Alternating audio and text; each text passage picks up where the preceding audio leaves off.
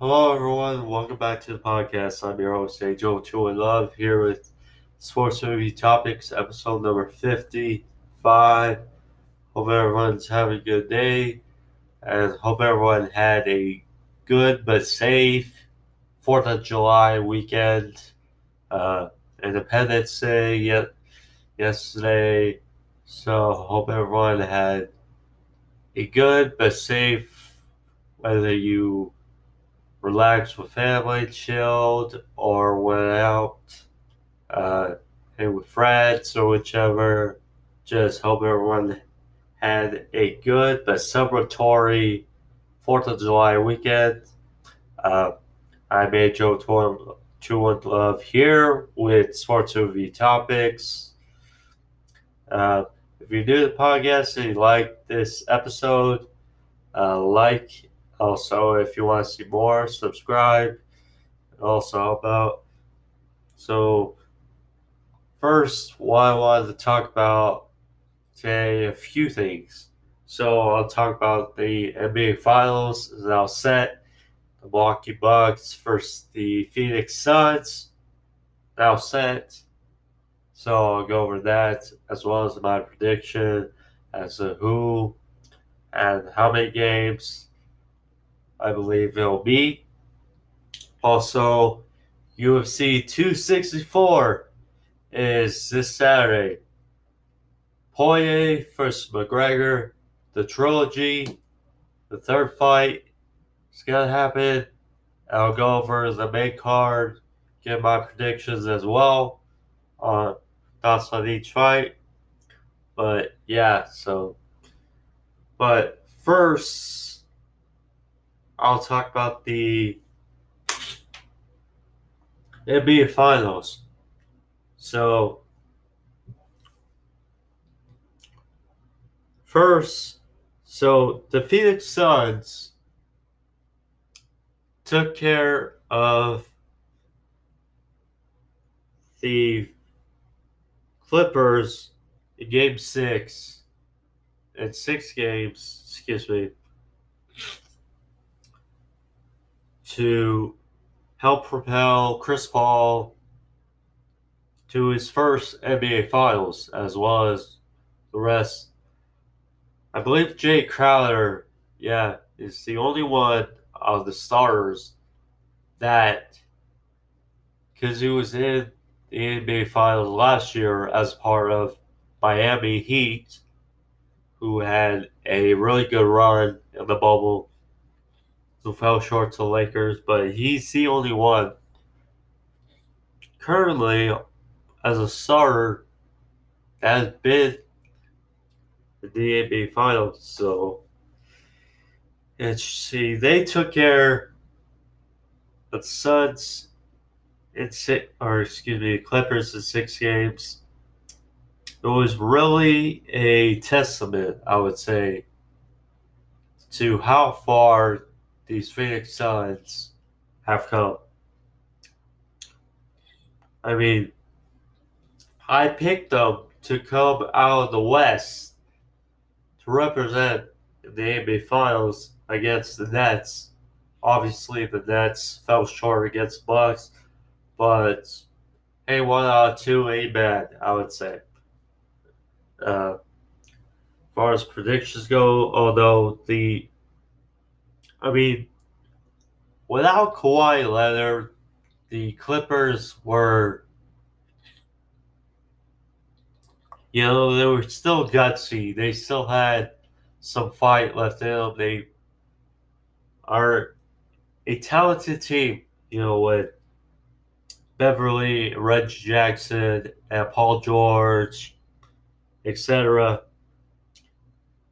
But without Kawhi Leonard, it was pretty much just borrowed time until the Suns were going to advance.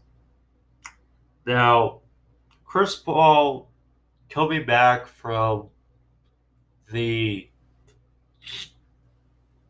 excuse me, coming back from being on health and safety protocols, he did not look the same for the first couple of games. Now, credit to Russ. I mean, not really doing much while you're sitting at home, just resting until you actually play. You're gonna be itchy. You're gonna be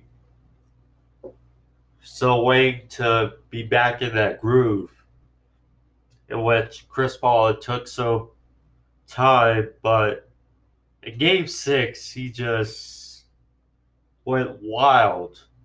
When it's like, okay, they're in LA. If the Clippers win this, it's back to Phoenix and for Game 7, and then the pressure almost seems to be on the Suns. But Chris Paul, he just took that game over. 41 points. He wanted to go to the NBA Finals. He wanted his first crack at the finals. And it's just a great moment to see, Chris Paul, after all he's endured in his NBA career, to now be finally in the NBA Finals is something really credited and almost historic, considering how this Phoenix Suns team was just a couple of years ago. Now, with this regime, with Coach Monty Williams, DeAndre Ayton, who they drafted #1 overall in 2018, Devin Booker is now really getting recognized, being in the playoffs, and a part of this #2 seed Suns team in the West that is now going to the NBA Finals is just a growth that you really like to see.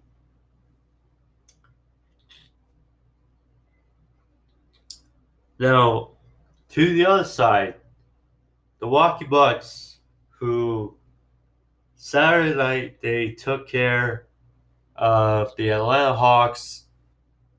No Giannis for the Bucks. Trae Young, he came back in Game 6, but he had off night. I mean, I'm sure that his foot was still bothering him somewhat. He still scored 13 points, but just wasn't all there, I would say. I mean, maybe if he was 100%, which I'm sure some were saying, but it's just he didn't look all there. You could see.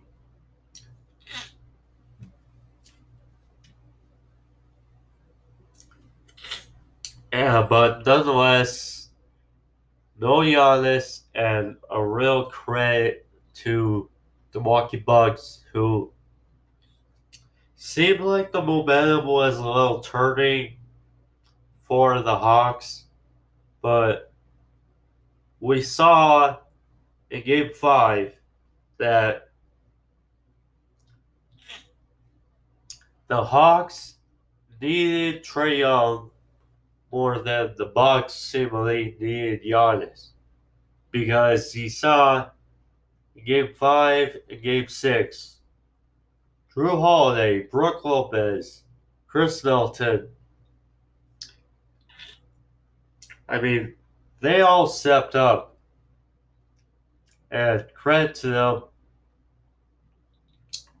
They really found their way. Also, Jeff Teague in Game 6, he also stepped up for the Bucks, and just a total conjoined effort. I mean, for the Hawks, Bogdanovich, he still did what he could to try and make this game well and try to get back for the series. Cam Reddish, he stepped in for Kevin Herter, and I would say that if the Hawks somehow came back to beat the Bucks in Game 6, that you could have said he was the MVP of that game. And he was just hitting threes and just credit to them. I mean, congrats to the Bucks, but for the Hawks, I mean,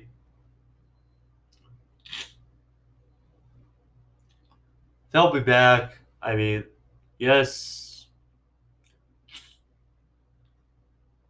it wasn't as big as the Heat and the bubble last year, but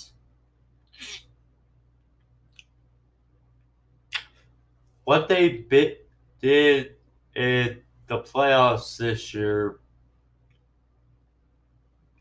with being the New York Knicks, with that environment, how it erupted, seeing their team back in the playoffs in a number of years, and then being the then number one seeded 76ers team. I mean, just kudos to the Hawks. Trae Young, he really showed us something in these playoffs. I would say he showed that he was ready to take that next step. And yes, they are going to the NBA Finals, but I would say it was a step in the right direction for this team ultimately. I mean, changing coaches also, excuse me, to Nate McMillan, it just really showed a testament and how they performed under him is really heck of a job by McMillan. I mean, him being let go by the Pacers was really ultimately this Hawks team has more talent than the Pacers team had, so you knew that they were going to perform well. And just hats off to the Hawks. The Bucks, I mean, the big question now is Giannis, of course. You know, will he be able to return to the Bucks in these NBA Finals against the Phoenix Suns, who, I mean, the Suns just look like they are a team of destiny, I would say, this year. Just with the way it's all going. I mean, Devin Booker, Jay Crowder, Cameron Payne. It's just DeAndre Ayton.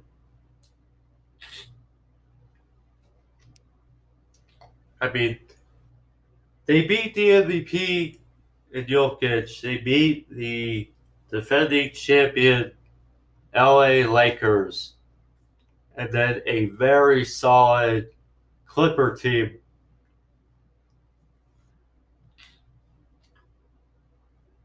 Now, of course, you have to credit the Bucks as well, what they've done up to this point, dispatching and avenging themselves against the Heat from last year and the bubble,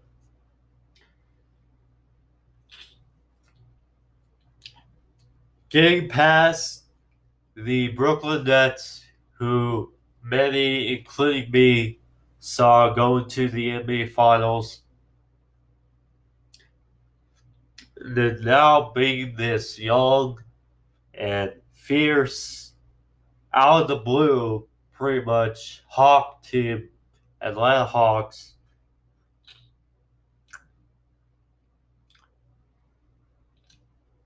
It's just, I mean, if, no matter who wins, it's going to be somewhat of a no surprise. What I mean by that is, with the Bucks, we've been waiting for a few years now. It's like, okay, Giannis has been MVP numerous times now. There's been talks about him not getting the help around him for the team. Now they have a really solid team with PJ Tucker, Drew Holiday, Brook Lopez. I mean, and Chris Middleton. They got a real support cast about around Giannis. So it's a real question of if he's healthy, because I don't think they can beat the Suns without him.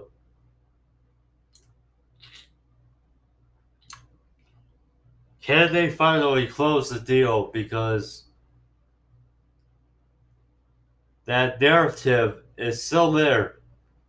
Can they seal the deal with the Bucks?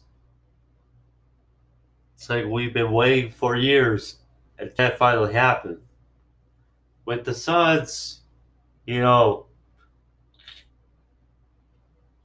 yes, they're healthy and they're young team, but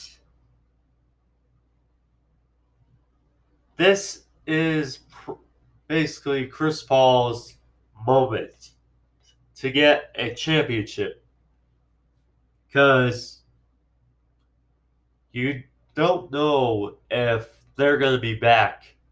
I mean, yes, they're a really good team, but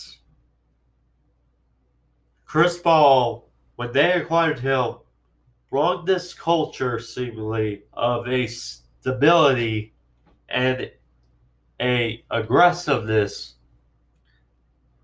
I would say, to these young Bucks, as Devin Booker, DeAndre Ayton, who has improved his game mightily much this season. Jay Crowder, who's as tough as they come. Cameron Payne. It's just the moments for Chris Paul. It's theirs for the taking, seemingly. So can they close the deal? Because they may not get here again, at least for a while. When you look at the landscape of the West, you know,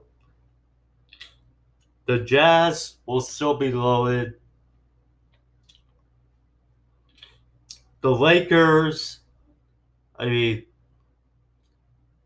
as long as LeBron's still there, I think they're a playoff still viable team. The Warriors, you know, those injuries cannot still be there, because, Clay is probably going to come back next year healthy and a man on a mission. You got the Mavericks, you got assuming Damian Lillard stays, the Trailblazers, obviously MVP, Jokic, the Nuggets, Jamal Murray be back. They may not be back here for a while, the Phoenix Suns. So this is the chance. Ultimately, with all that being said between the Bucks and the Suns, I'm going with the Phoenix Suns to get this done. Credit to the Bucks, but I just think that Chris Paul, when he thinks about that Larry O'Brien trophy, just if that's not motivating enough to get the title after all he's been through, I don't know what to say, but I'm going with the Phoenix Suns in 6 games to get done. Milwaukee has had a great season, but I just think it's ultimately the Phoenix Suns' time. And it's their year. So, shifting from the NBA Finals to UFC 264, you got a heck of a card this Saturday, headlined by the trilogy Dustin Poirier vs. Conor McGregor 3. Very interesting. But we also got some solid fights. Beforehand, we got Carlos Condit vs. Matt Griffin headlining the prelims. Got Sean O'Malley, Sugar Sean back on versus Chris Boitino. Sorry if I butcher his name, but it's pretty last minute. Tai Tuivasa versus Greg Hardy. Pretty much the biggest test in Greg Hardy's MMA career besides Volkov. And then the co-main event, we also got Gilbert Burns versus Stephen Wonderboy Thompson.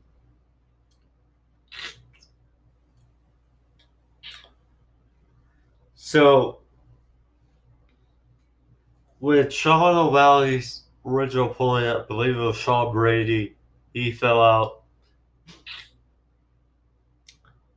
Chris Boitino, 9-4, up-and-coming fighter. Of course, you got Sean O'Malley, who's,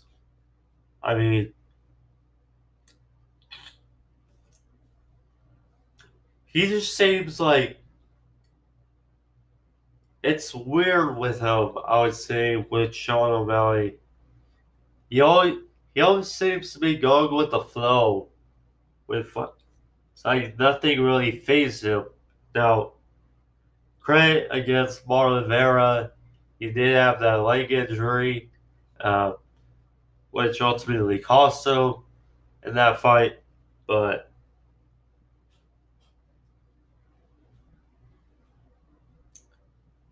Sean O'Malley, he's just hard to go against, and especially against the last minute opponent, unless Chris is this very, very good phenom. I just going with Sean O'Malley. Probably a second round knockout. So yeah.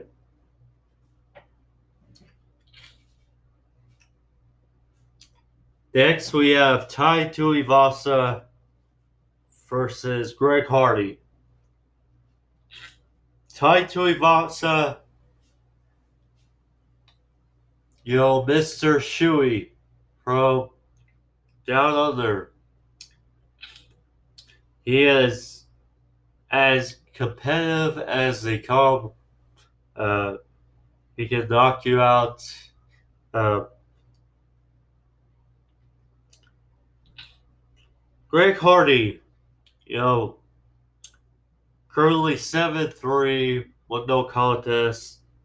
You know,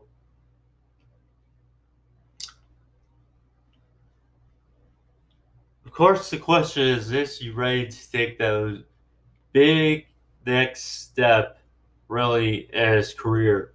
Because this is a big up for for him as far as opponents go. Now, Alexander Volkov, yes, that was a huge test, but that was pretty much last minute, and you can't beat Volkov last minute, I would say.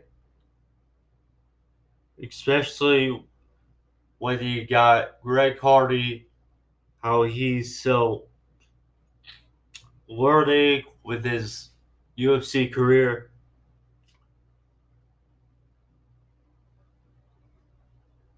Tuivasa, I mean, we know he fought Junior when Dos Santos was so credible, but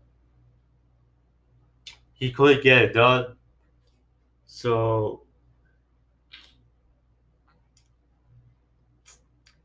it's tough, but I'm gonna go with Tuivasa, Tai Tuivasa, to perhaps get a decision over Greg Hardy.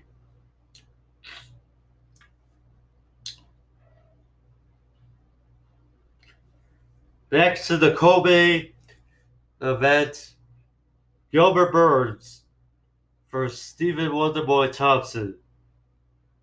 Now, Gilbert Burns was a valiant effort against Kamal Usman, but came up short against Stephen Wonderboy Thompson, who is still in the mix. It's crazy to think about with Stephen Wonderboy Thompson, but it's been years and years, and he still is at the top 10 of the UFC welterweight division. Obviously, we know he lost twice to Woodley and to, well, the first fight was very entertaining. The second fight was boring. But here he is once again against, could be a number one contenders fight depending on how it's shaping down at welterweight. Perhaps Wonderboy wins in very good fashion. He gets Usman, but we'll see. But Burns, he has power. We know he can control the pace.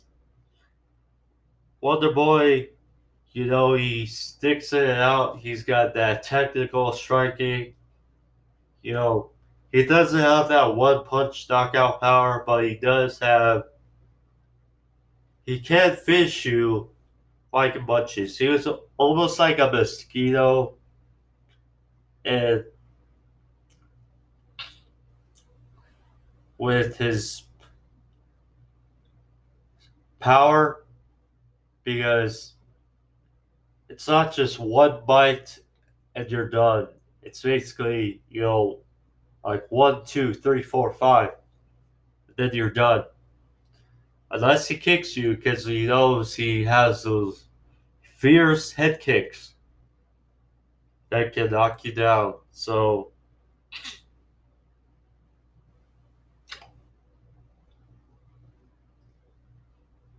I don't know, but I just have this feeling, and I'm gonna go with Wonder Boy Stephen Thompson to get this big win over Gilbert Burns. I would say a decision for Wonder Boy, but there could as well be a finish in there. Now let's get to the main event. The trilogy. Dustin Poirier versus Conor McGregor 3. Now, Dustin Poirier, we know, won in a pretty good rematch, beat Conor, and Conor, we know, dispatched Dustin Poirier 6.5 years ago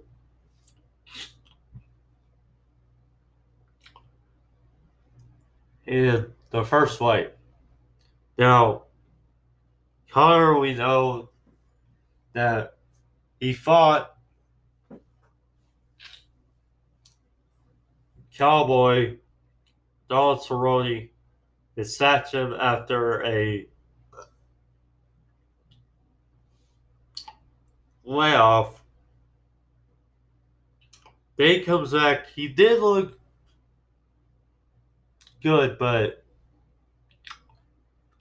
with time off, he doesn't fight real, real often. He's not really active,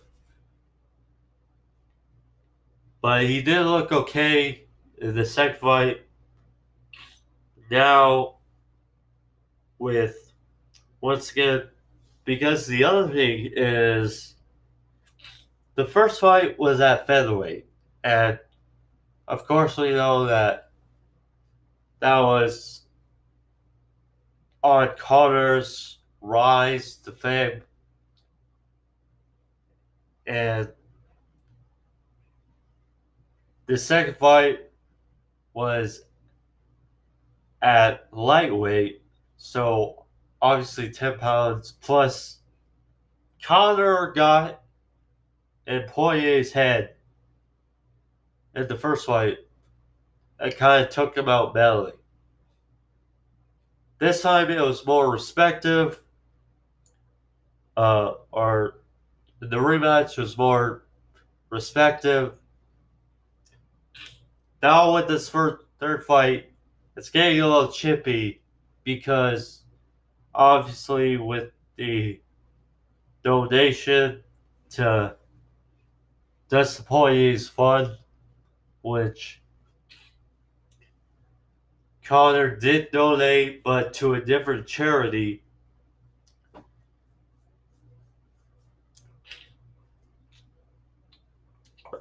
It just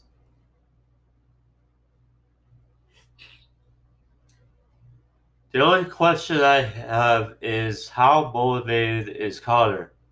Because, you know, he's been the double champion. He's had the rise to fame. And I'm sure we can't forget. He's obviously a father now.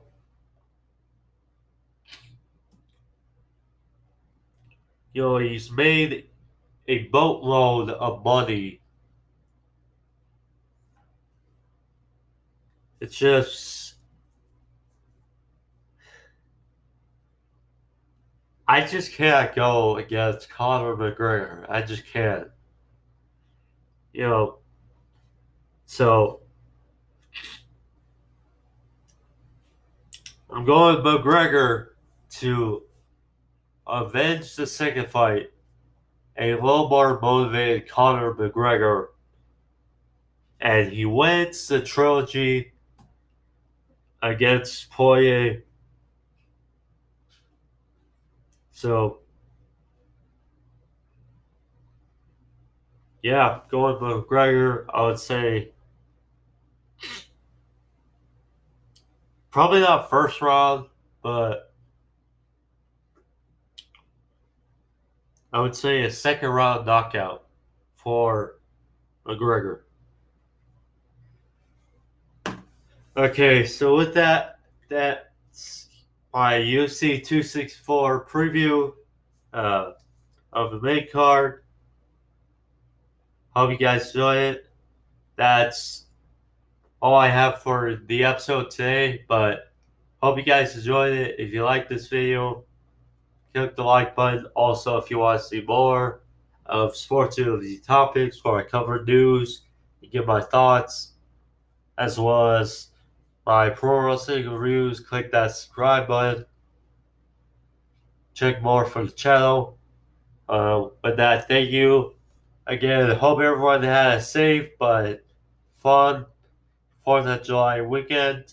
Uh, Crazy. 2021 is over halfway over, but we can tell this world is getting better and better uh, with days to go, and soon, uh, well, probably not real soon, but eventually we're gonna get better, and things are more open. So again, be safe. And yeah, thank you everyone for watching this video today. Uh, be safe and peace. I'll be back Thursday with your AEW Dynamite review for Miami. The first AEW review back on the road again. So thank you and see you Thursday.